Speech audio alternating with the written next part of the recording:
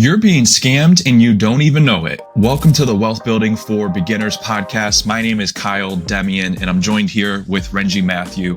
And on today's podcast, we're going to be breaking down a clip that came from Kevin Hart and Grant Cardone at one of Grant Cardone's recent conferences, just talking about how the poor people are being scammed and how poor people see everything as a scam, while the wealthy see opportunities. And so let's go ahead and jump into the clip. We'll play that for a minute, and then we'll go ahead and give our insight on it. Poor people call everything a scam. Yeah. And the top of the food chain says, there's an opportunity here. I just don't quite understand it. Yes. Well, here's the thing though. Are poor people wrong for calling everything a scam? They're being scammed. So naturally, if I'm in a position and I am being scammed because everything around me is set up for me to fail, unless I'm educated or somebody says, hey man, you got to stop going there. You got to start going over here. When people go over here, they move differently. I came up in the fucking hood. If you look in the hood, you hear about it. There's liquor stores and check cashing places. You know why? Because they know that the people in the hood aren't smart enough to open up bank accounts. They're going to get a check, they're going to cash it, and it's a liquor store right next to it. So you're going to get your check and you're going to buy this liquor, and then you're not going to have no more money. Let's just put that around them. Let's also put a bunch of shit that's easy and cash available. We don't want you to gain credit. We want you to be cash driven. That's how we keep the poor poor. It's not until you understand that you get out. So what's funny is when I see Kevin Hart, I've seen so much of his stuff, and he's always so funny that like you can tell he's kind of being passionate here, but I still can't help but kind of laugh, you know? So yeah. Long story short, though, this isn't a funny topic. This is something that he should be passionate about because, you know, if you've ever wondered why certain neighborhoods are filled with these cash checking spots, payday loans, liquor stores, like he talks about, it's not by accident. It's by design. And here's the good news, you know, you can escape it. And it starts with financial education and knowing and being in the right positions, like Kevin Hart kind of talked about. Right. And so Kevin Hart said it best. People are getting scammed because they don't know any better. And it's not their fault because many of us were never taught these things, you know. So like when he references the trap and the scam, I think he's more so speaking to like his neighborhood growing up and, you know, what he witnessed and saw firsthand. But it doesn't just stop there. You know, like what are some of the other scams or the traps that people fall into, Renji? I think the most common one is the living paycheck to paycheck, you know, and working 40 years just to retire one day, hoping that you have enough to retire on, right? It's like we've talked about this before, how we're in a system, especially like going to school, right? School was created for factory workers. We've talked about how the Rockefellers, that's what they meant for. And, you know, like they have a bell. Every time the bell rings, you go to another station or another classroom, or every time there's a specific time when the bell rings, you eat. You know, it's kind of making you a robot in the system that they have for you, right? So something, you know, there's the RAS, the reticular activating system, something that they talk about is it's what your mind focuses on. That's what you see, right? People think about, oh, I just bought this new car. Now you see your car everywhere when you're driving. It's not that it just happened to be there more after you bought it. Now everyone's buying it. That's what people think. It's like, oh, I bought this car. Now everyone has this. It's not, that's not the actual truth. The truth is you weren't focusing on that car until you got it. Now your mind is showing you, oh, this is here. This is important to you. I see it everywhere, right? So whatever we focus on, we start seeing more of. So that's, I guess, the question for our audience. What are you focusing on? Are you putting more importance into going to school, getting a job, working 9 to 5 till you're 65 or 70 or whatever the retirement age is when you get there, and living retirement like a regular person? Or are you trying to focus on having a better life for yourself and for your family? Whatever you focus on, that is what you see more of in your life. So for people that are in those neighborhoods that are surrounded by, check cashing places and liquor stores and stuff, that's all they will see, because they are programmed to be in a system that is not set up to provide them with a good future. It's set up to just them be the middle to lower class and stay there. You have to focus on getting out of that and seeing the opportunities that come to you, seeing and looking at, like Kevin Hart says, it's like, hey, you got to surround yourself with those friends that show you, hey, don't go here, go here. Don't do this, do this. This is how you get out of that system. This is how you get into something better for you and your family. Yeah. And the unfortunate part, fortunate or unfortunate, I guess depends on your upbringing, but we're all born as a blank slate, essentially. We are based on our upbringing, based on our education. That is what formulates our beliefs, thoughts, and actions around money, our career, and everything else. And, I think back for me, everyone in my family, worked a 9 to 5. Nobody was a business owner. But it wasn't until I had a mindset shift. And I think that's what Kevin Hart starts talking a little bit too, mindset shift, and also like having the right people direct you into the right areas. But for me, it was a mindset shift to learn that, it doesn't have to be like that. And I think that's what everyone kind of needs, at least first initially, to kind of break through and to start to separate and start to build a better financial life, is to learn and understand that, your environment, your world that you were brought up in, isn't the case everywhere, and especially not across, let alone the world, but just even the United States. And so for me, that book was Rich Dad, Poor Dad.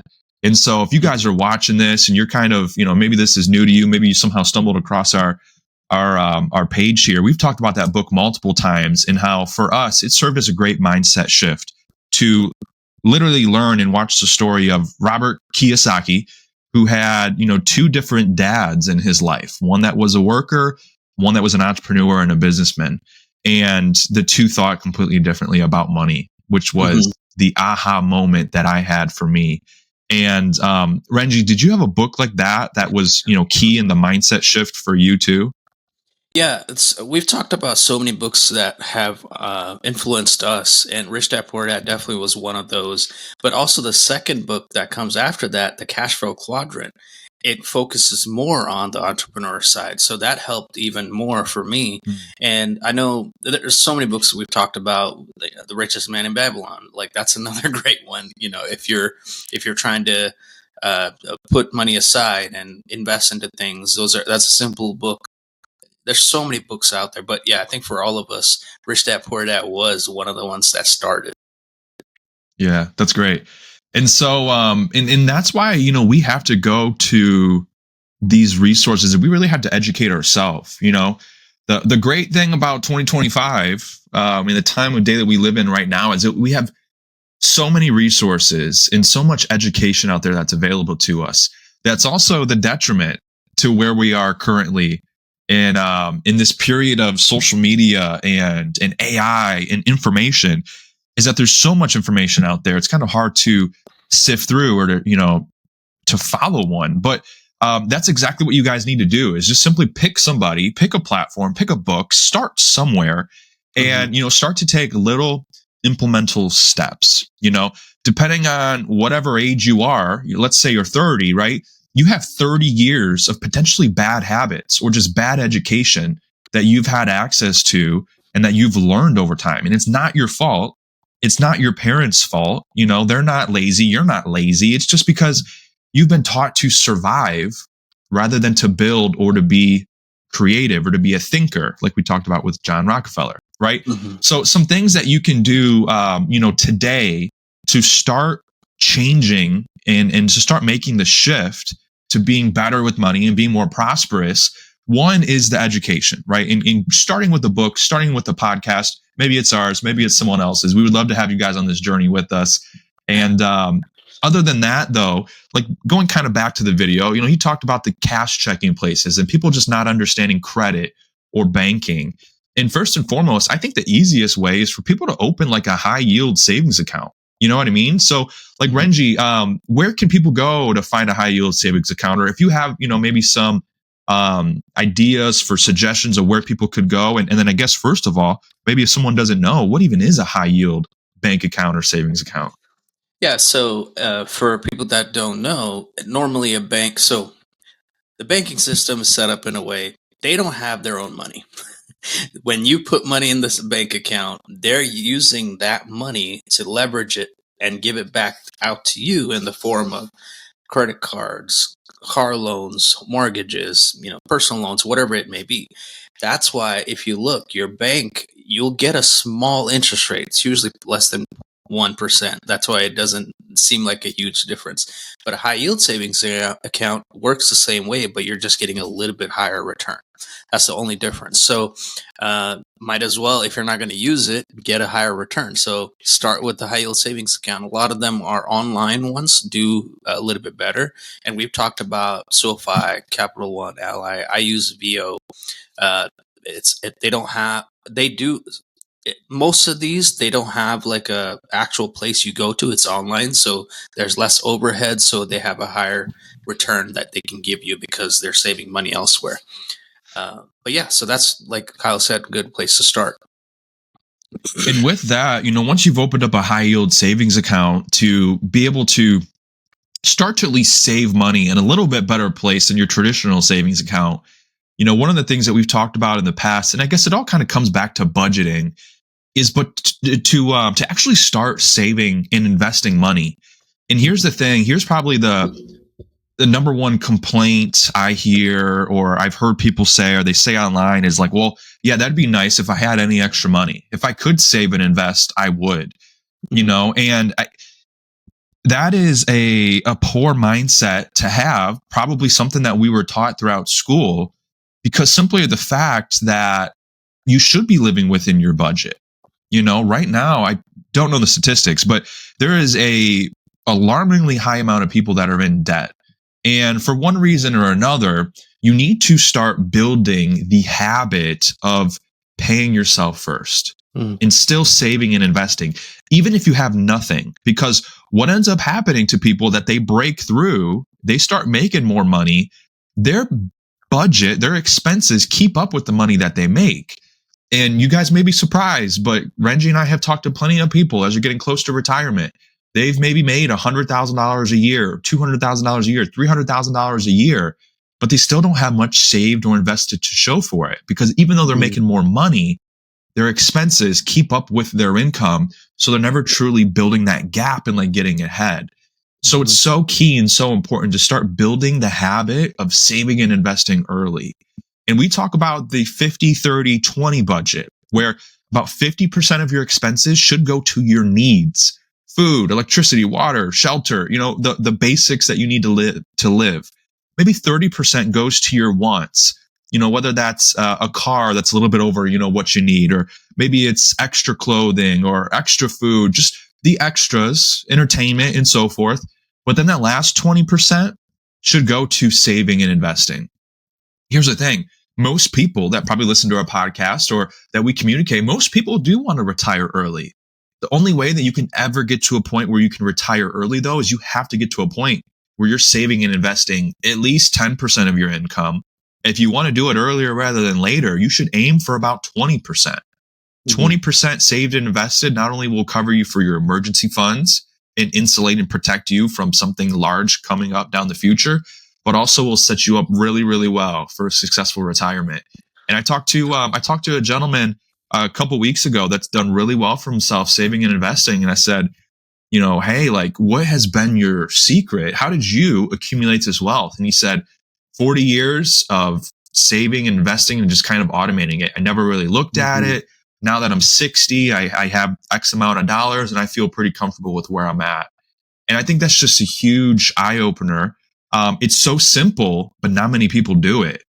And it comes from, having an education. And I should have took one step further and just kind of asked him, like, hey, how did your parents do? What did they do for work or business or, for building wealth? Because usually the apple doesn't fall too far from the tree.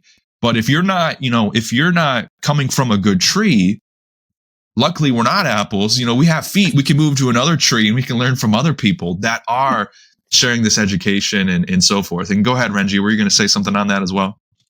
No, something I heard, I can't remember who, it's not, this is not from me, but I can't remember who to give credit to, but they said in the video, and this I heard a long time ago, and I started changing my mindset to this too, is they don't use their active income.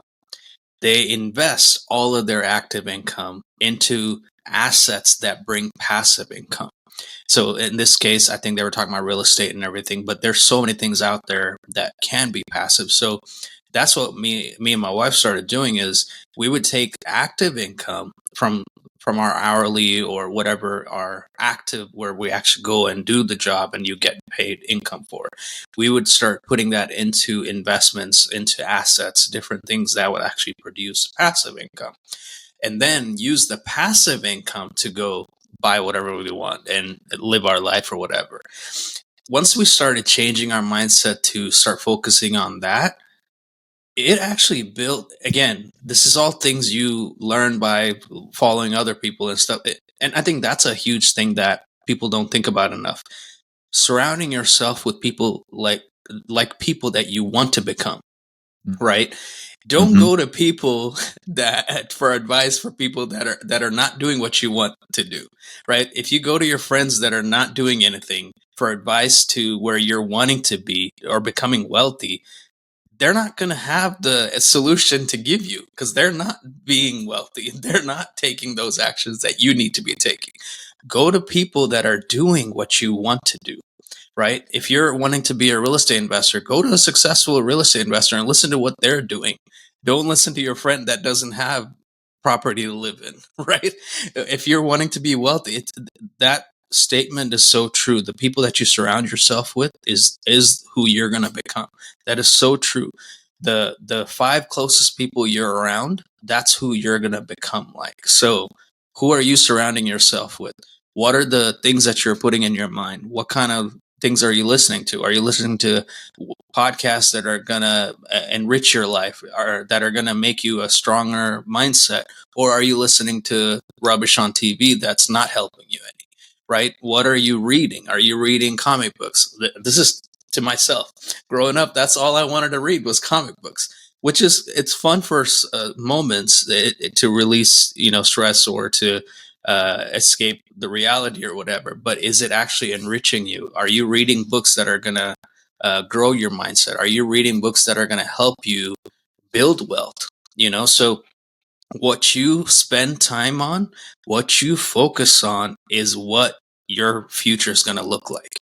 Right? So the people you surround yourself with, the things you're listening to, the things you're reading, those are going to shape your mindset and shape your future and your reality. And going back to like other strategies and other ideas, it all kind of comes back to, your financial resources that you use and you leverage. We do have a YouTube channel here that's fully dedicated to that. If you guys go back, we're on 100+ episodes now. So more than enough education just here on our platform for you guys to use and to have access to. But also, read books and watch other things on YouTube or social media. Too much of us scroll now on social media and it's all stuff for education. I'm sorry, all stuff for entertainment. Mm-hmm. But you should make your scrolling time more educational. Start looking up some different things on money and start with maybe some basic questions that you have. Plug it into Instagram, plug it into YouTube or TikTok or, wherever you're at consuming content, and start with just a few videos for a few minutes, because these algorithms are smart enough that as you start learning about these things, it's going to start suggesting you more and more of those videos. And you're going to start going down a path of learning more about money without even realizing it, because it's going to start getting inundated into your feeds as well. So that's something else to do. And with that here, Renji, as we start to wind down, anything else that you want to leave us, our listeners, with for today? I think going back to what I was talking about, the surrounding yourself with the right mindset, and the family you started with, it like we talked about, working the 9 to 5 and not being able to get out of that. It's not because they're lazy. They were programmed to be in that survival mode, right? So we talked about how both of us were probably the first entrepreneurs in our family, right? What about you? Can you be that one person that changes your family's trajectory? It's not easy. Entrepreneurship is not for everyone. But if you're wanting that better life, you have to make those harder decisions. You have to make those changes that are uncomfortable. There's a lot of growth that you have to go through. And those growing pains are real. And not just physically, but also mindset wise, also building wealth, also starting into your entrepreneurial journey. But are you that one person that can change not only your life, but your future generation's life? So think about that whenever you take any action, when you're watching whatever you're watching, when you're spending that time doing that, whatever you're doing, is that going to be fun for a moment and but not helping you for the future? Or, like Kyle said, your scrolling time, use it for education. But there's a lot of fun educational stuff out there. There's goofy stuff out there, but that are educational for you. Everything you spend time on, is it going to change your trajectory in the good way? Or is it going to keep it the same? Or is it going to change it for the bad? So think about all those. Every action you take, there is a reaction for it. Do you want the reaction to be for you or against you, or keep you the same place you're in? Something to think about. I like that.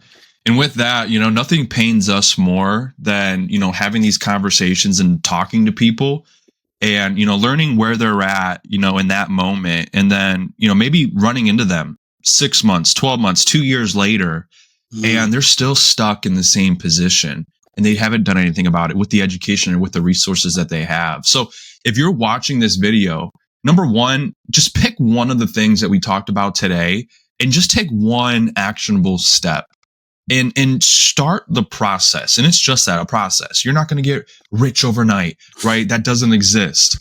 Although you can build towards long-term, financial freedom and wealth by starting today. So we talked about a lot of different options here. If you guys enjoyed this video, make sure to like, subscribe. If you have any comments or questions, leave your comments and questions below.